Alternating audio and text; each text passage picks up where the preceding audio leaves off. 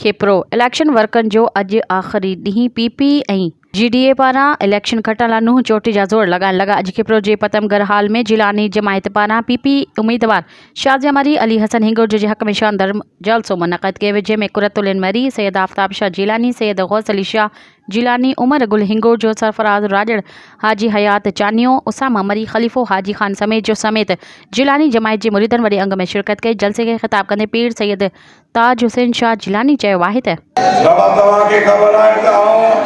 पांजी उम्र सजी में करे खेपरे के जी सियासी सपोर्ट ला कोन आयो है आओ जे करे सियासी सपोर्ट कर आयो है आदि शादिया मरी ऐ अली हसन साहब हिंगोर जे जी जा उन्नत करिया आवाज मेहरबानी समाजे तरीके से असा जो पुरजोश वालियाना इस्तकबाल कयो, पांजो कीमती वक्त सीड़ाए तमा असा तक खेपरे में आयो खेपरे की आवाज करके आप माजे अल्लाह का ये दुआ करा तो ताला साईं आवा के विक विक दे एवज लख लख नेकी अता करे। आप बुजुर्ग शादिया मरी साहिबा जी अदी कुरतल आइन ऐं संस भाईटे उसामा अली सनेगोल जे साहब जी खिदमत में हिकिड़ो अर्ज़ कंदुसि त साईं जिलानी जमायत ही का निधन की जमायत न आहे। जिलानी जमायत को 10,000 माण्हुनि जो नालो न आहे, जिलानी जमायत 10 लख माण्हुनि जो नालो न आहे, जिलानी जमायत 50 लख मुरीदनि जो नालो आहे जेके हिंदुस्तान ऐं पाकिस्तान जे कुंड कुर्स में रहनि था। ऐं मूंखे केतिरनि ॾींहंनि खां इहो दिलि में ख़्यालु हो त छोर खेपरे जी आवाम खे मुनज़म कजे, खेपरे जे पीपल्स पंहिंजो जिलानी जमायत वारनि खे मुनज़म कजे।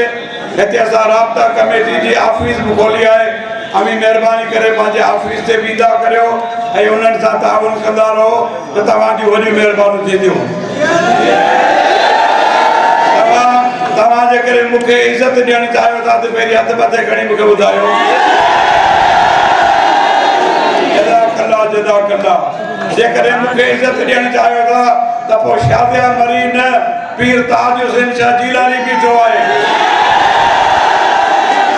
अली हसन हिंगोर जो न पीर ताज हुसैन शाह जिलानी असां इन्हनि जी हिमायत कई आहे। तव्हां महिरबानी करे पीपल्स पार्टी जे इन्हनि ॿिन्ही उम्मीदवारनि खे पंहिंजो क़ीमती वोट ॾेई ऐं 8 तारीख़ ते कामयाब कंदो। जलसे के ख़िताब कंदे PP अॻवान कुरतुलिन मरी चयो आहे त PP ग़रीबनि जा कम कया आहिनि, अॻिते हर ग़रीब जा कम कंदासीं।